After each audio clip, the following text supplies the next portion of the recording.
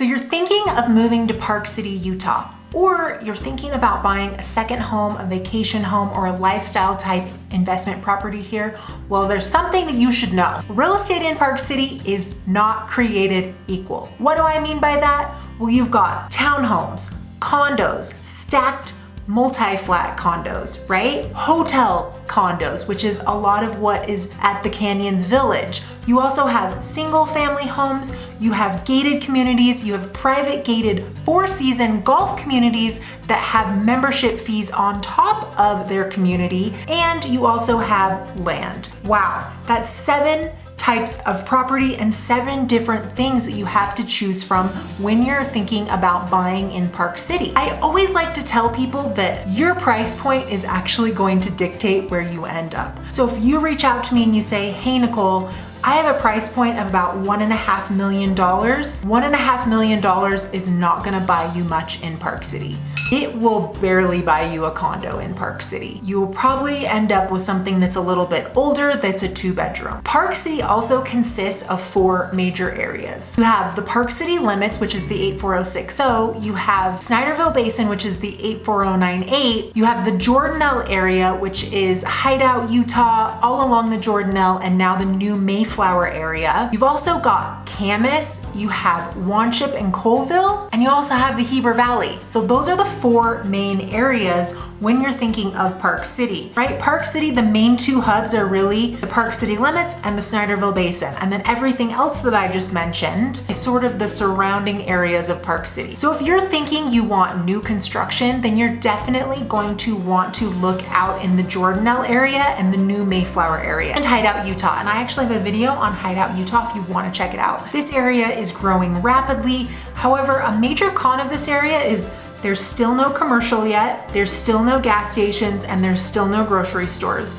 So if you move out in this area, you have to drive either to Camas, into Park City, or into Heber to get gas, grocery shopping, or just get, everyday items that you need. However, Jordanelle is getting pretty expensive too. You're about $2 million for a median price for a home in this area. And I think that this area is actually going to surpass Park City in price eventually, because once that new Mayflower Mountain Resort is built, it's this $1 billion ski resort that's being built by Extel, and I actually have a video on it right over here. So if you want to check out more about that, you should go watch that video. Everything in this area is brand new construction. The homes aren't old. You have a brand new ski resort going in with the top of the line, modern everything, and you're close to Deer Valley.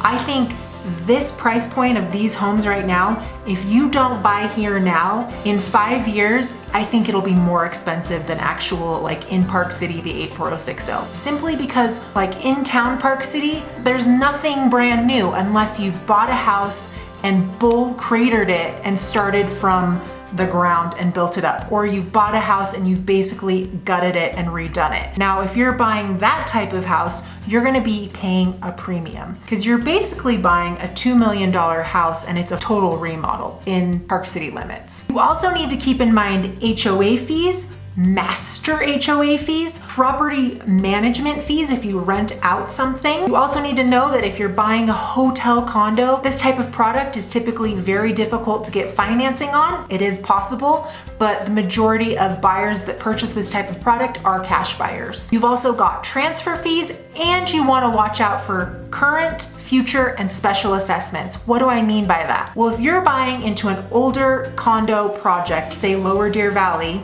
like the Pinnacle, which are around 2.5 million, you're gonna get hit with a $75,000 assessment, right? Because they need new siding, they need new windows, they need new roofs.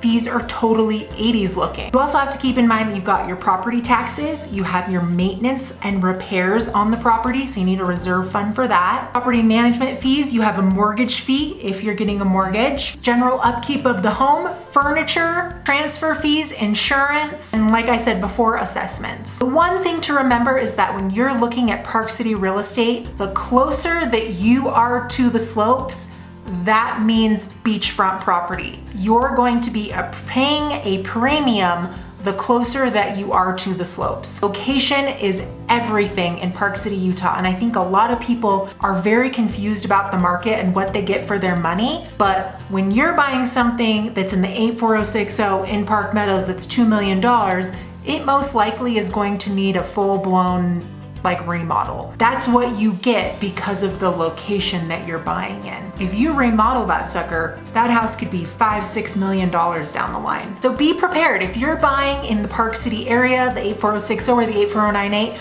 you're definitely going to be getting properties that are a little bit older, except for Promontory. Promontory has a lot of new builds, and it is an area that you do not have to be a member of the club to live there. However, it is a gated community, but when you go to sell your house down the line, that could be a disadvantage for somebody who really wants to be a member of that club, because if you didn't buy a membership when you built the house or moved into the house, or the house didn't come with a membership, they have endless amounts of social memberships, but they only have a limited amount of golf memberships. So golf memberships are kind of like a hot ticket and hard to come by. They actually have a wait for those. But if you're buying developer product, all of that product comes with a golf membership, unless you choose to opt out. But that could hurt you in the future on your resale. That's just something to keep in mind. If you want to know more about Park City neighborhoods, then make sure you check out these videos next. And my name's Nicole Bowdle. I'm a local real estate agent in Park City, Utah.